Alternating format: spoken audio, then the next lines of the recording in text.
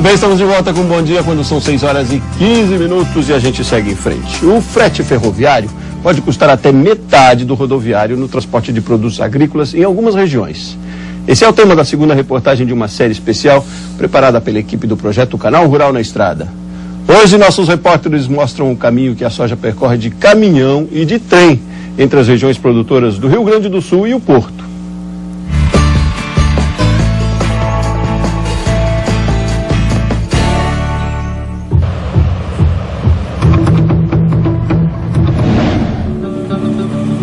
A máquina colhe os últimos talhões de soja. Nossa equipe registrou os momentos finais da safra em Cruz Alta, na região noroeste do Rio Grande do Sul.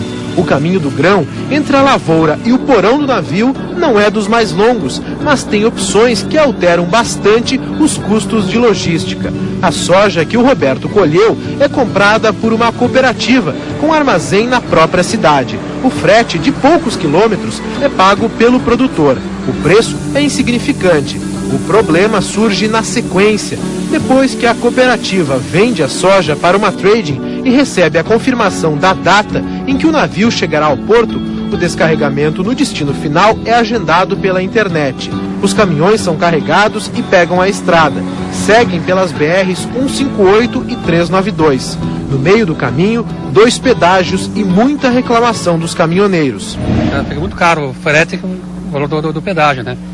No meu caso ali, ó, estou gastando em torno de R$900 por semana de pedágio ali. Depois de uma viagem de 500 quilômetros em pouco mais de 7 horas, as carretas chegam a Rio Grande. Em época de safra, 12 mil veículos passam pela estrada que dá acesso ao porto. Volume muito acima da capacidade. Nós estamos prevendo uma recuperação do porto na sua infraestrutura e na sua logística, ou seja, nas estradas, nas vias férreas, toda a infraestrutura de logística do porto tem que ser recuperada. Mas existe outra opção. A soja pode sair dos armazéns em Cruz Alta em vagões. O trajeto é mais longo, dura 36 horas, mas é muito mais barato. No auge do escoamento, o frete rodoviário custa R$ 62,00 por tonelada. Pela ferrovia, custa R$ 34,00, diferença de 45%. A cooperativa diz que consegue usar os trens em apenas 10% dos fretes, por falta de vagões. Custo extra que diminui as margens de lucro dos agricultores. Nós temos realmente preços, né, que no entender do produtor, eles poderiam ser um pouco melhores, né? No porto, encontramos vazios os berços para atracamento de navios, mas isso não é sinal de pouco movimento. Ao contrário, a movimentação de soja bateu recorde este ano. É que Rio Grande tem 5 locais para receber navios graneleiros, 2 a mais que Paranaguá, por exemplo. O agendamento da chegada de carretas também diminuiu bastante as tradicionais filas de caminhões. A fila no porto na época da safra é uma tradição. No entanto, é um paradigma que foi quebrado aqui no porto. Nós conseguimos coordenar essa vinda, chegando a carga na quantidade certa, no máximo que o terminal pode receber por dia, para o carregamento dos navios, tirando então essas filas, tirando o alto custo do frete. Um estudo realizado pela coordenação dos terminais Termasa e Tergrasa mostra que nos últimos anos o custo de operação da soja no porto caiu 20%, passou de R$ 68,00 para R$ 55,00 por tonelada. Com essas vantagens, a soja exportada a partir de Rio Grande tem um prêmio de 15 pontos na Bolsa de Chicago. Isso significa $5,5 a mais em cada tonelada. Na reportagem de amanhã, o caminho da carne suína, do oeste de Santa Catarina até o porto.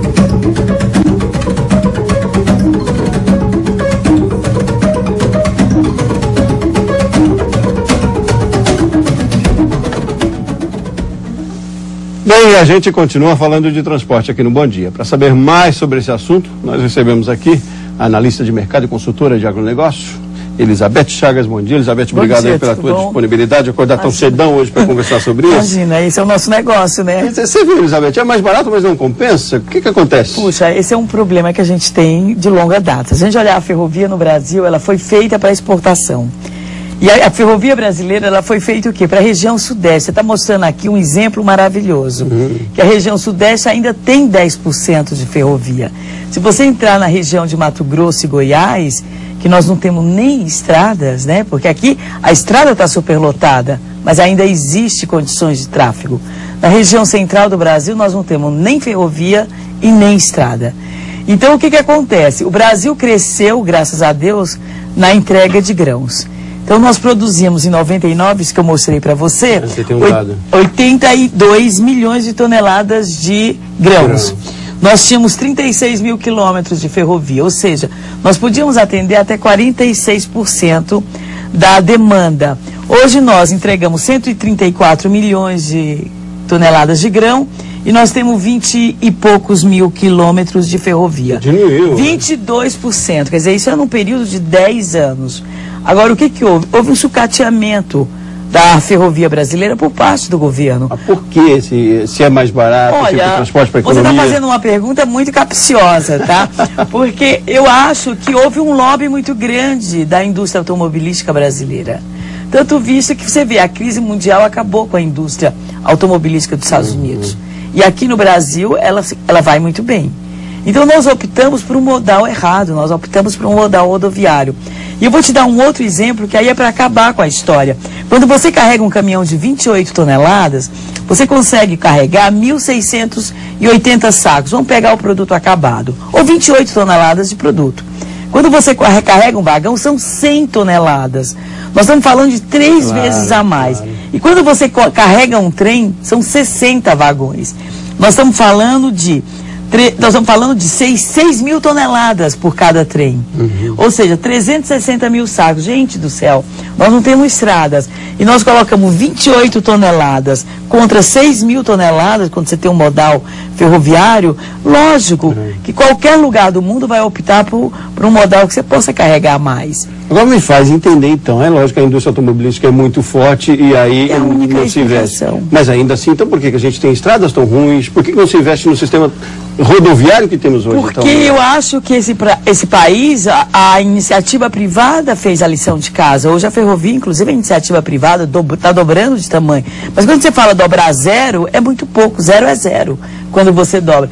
Eu acho que isso é vocação do governo. Estrada é governo que faz. Então o agricultor tem uma produtividade alta. Os portos brasileiros, você vê que Rio Grande é uma realidade. O cara cronometrou a chegada de caminhões, o cara fez um programa de computador que não custa absolutamente nada.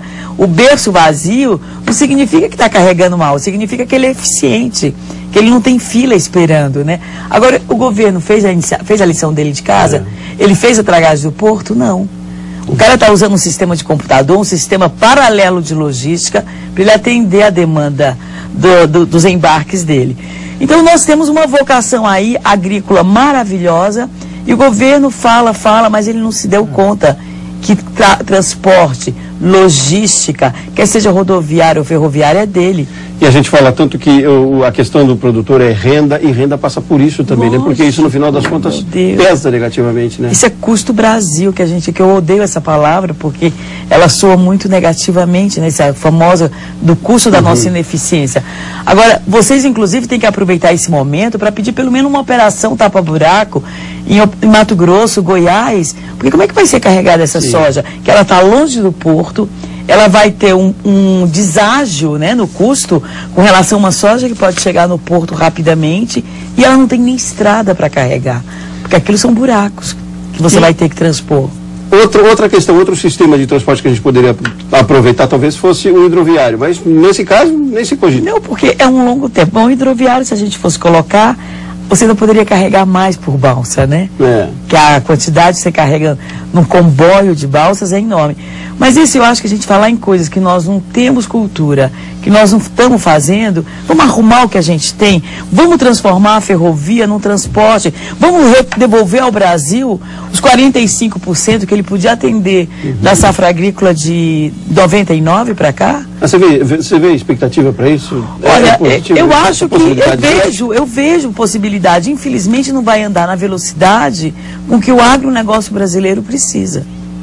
Tá certo. A gente precisava realmente que fosse para onde? Mas, de novo, isso é vocação, é lição de casa do governo. estrada e ferrovia, a maneira de se caminhar com logística, dragagem de porto, não é lição de casa da iniciativa privada e nem do agricultor. É penalidade para o agricultor e para a iniciativa privada. A gente está vendo o resultado. Elizabeth Chagas, consultora de agronegócio, muito obrigado pela sua participação. Obrigada a você. É um prazer. E vamos ver se as coisas melhoram. Vamos torcer, né? Se Deus quiser.